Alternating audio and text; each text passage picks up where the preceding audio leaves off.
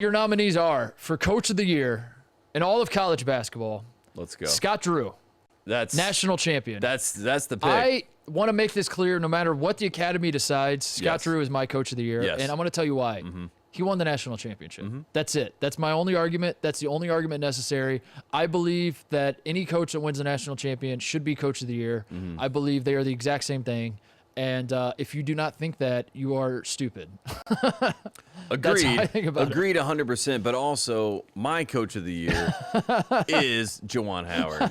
And I think that there's nothing that you can argue to say that he's not the Coach of the Year. If you know anything about basketball, you know Juwan Howard is the Coach of the Year. And that's just kind of where I stand on it. In fact, if you argue against me, I will just throw personal attacks at you because that's how I want to argue it. So Juwan Howard is my Coach of the Year. Juwan Howard, you cannot argue it.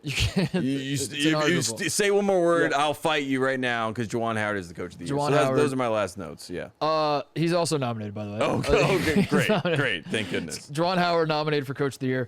Mark Few nominated for Coach of the Year, who was running away with the award until he got his ass kicked by his friend Scott Drew, his pickleball partner. The actual Coach of the Year.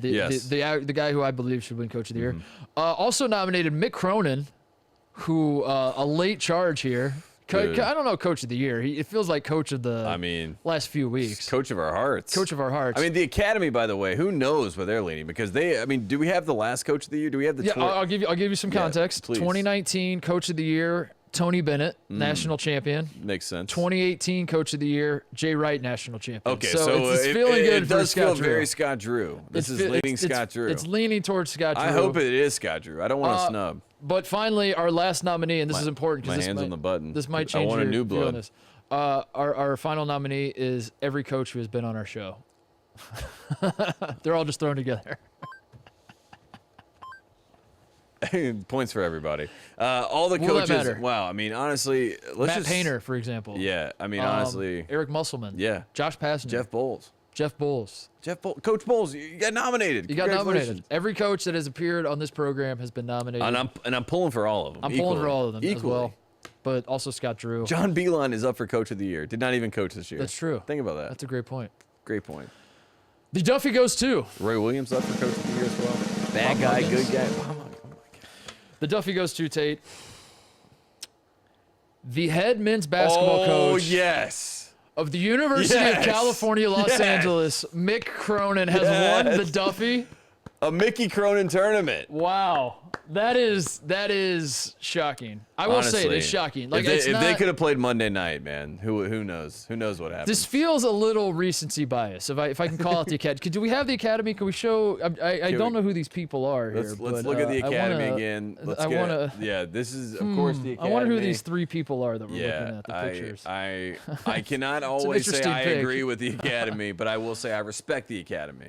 Mick Cronin winning Coach of the Year. Do you think it has anything to do with after the Final Four run that he apparently hosted a pool party for the entire team? He said party at my house because they all looked at each other. This is how the story goes.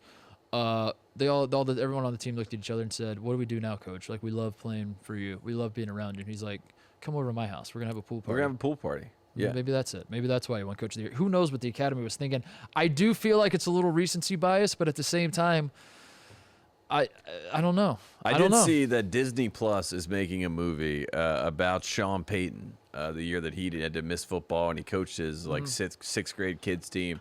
I do think that there is a world in which we get a basketball story about a blue blood that's lost its way, that is never going to find that prominence again, and then Mickey Mouse had to come in to save that program. And I think that Mickey Mouse playing Mick Cronin as the head coach of UCLA basketball that takes a team on a Final Four run with the hero, like it's the Mighty Ducks, but it's the Mighty Mix. And the Mighty Mix go to the Final Four, and the fact that he's Coach of the Year. If I was to say to you to power rank head coaches in the city of Los Angeles, we have Dave Roberts, for example, who won the World Series. Love Coach Roberts. We have Frank Vogel, who won an NBA title.